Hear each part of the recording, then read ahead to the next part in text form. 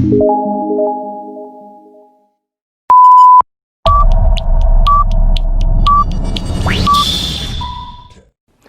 Anda suka makan nasi? Di Indonesia terdapat lebih dari 20 juta pasien penderita penyakit diabetes, bahkan menduduki peringkat ketiga tertinggi penyebab kematian. Beras disebut sebagai salah satu kunci penting penyebab bertambahnya jumlah kadar gula dalam darah manusia. Ada Pemda yang telah mengusung program Stop Makan Nasi sehari dalam seminggu. Namun tetapi untuk mengubah kebiasaan ini tentu bukanlah hal yang mudah di Indonesia.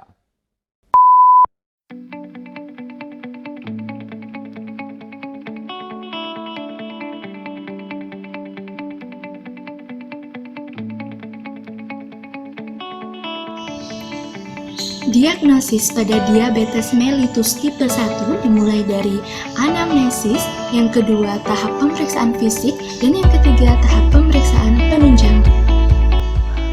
Pada tahap anamnesis, di sini dokter perlu membedakan antara pasien lama dan pasien baru. Pada pasien lama, dokter perlu menanyakan mengenai kontrol gula darah pasien, hipoglikemia berat, serta penggunaan insulin pada pasien. Pada pasien baru, dokter perlu menanyakan 3 gejala klasik, yaitu tria poliuria, polidipsi, dan polifagia. Maupun gejala-gejala lainnya, yaitu rasa lemas, mual, muntah, kram otot, dan penglihatan kabur. Pada pemeriksaan fisik, ini ditujukan terutama pada manifestasi diabetes serta komplikasinya.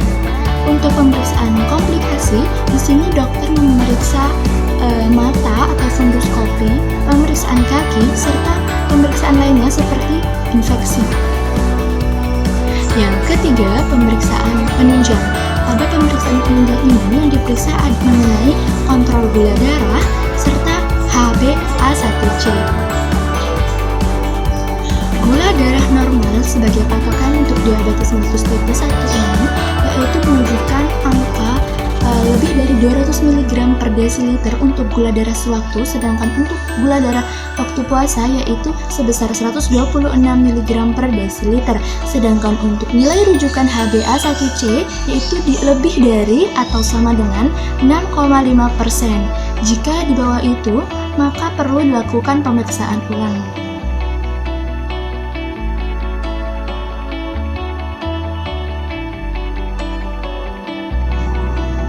Untuk diagnosis diabetes mellitus tipe 2 tidak jauh berbeda dengan yang tipe 1, yaitu dimulai dari anamnesis, yang kedua pemeriksaan fisik, dan yang ketiga pemeriksaan penunjang.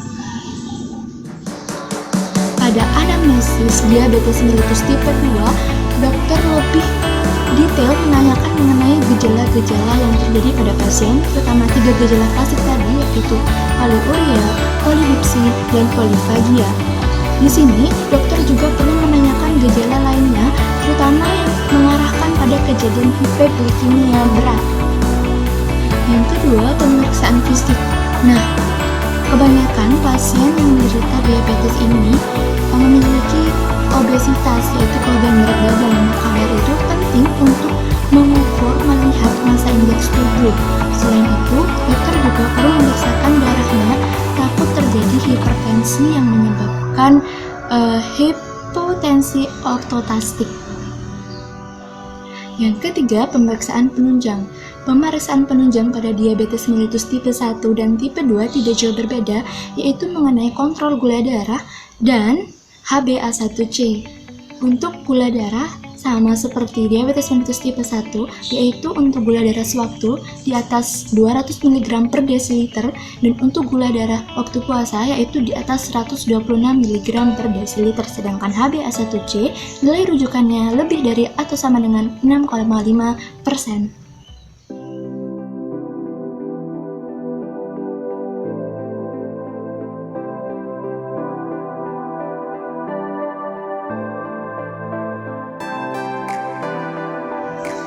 Pencegahan diabetes mellitus tipe 1, yang pertama yaitu penting melakukan pengobatan bagi anggota keluarga yang terkena diabetes, dan yang kedua perlu melakukan pemeriksaan atau tes DNA guna mengetahui gen pembawa penyakit diabetes mellitus tipe 1.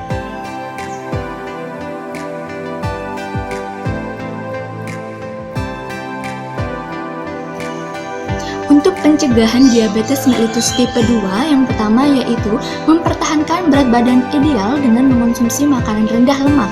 Yang kedua, menghindari makanan dan minuman manis. Yang ketiga, berolahraga secara rutin. Yang keempat, jangan biarkan duduk terlalu lama, seperti menonton televisi maupun bekerja. Yang kelima, berhenti merokok. Dan yang terakhir adalah mengonsumsi makanan yang tinggi serat seperti buah dan sayur.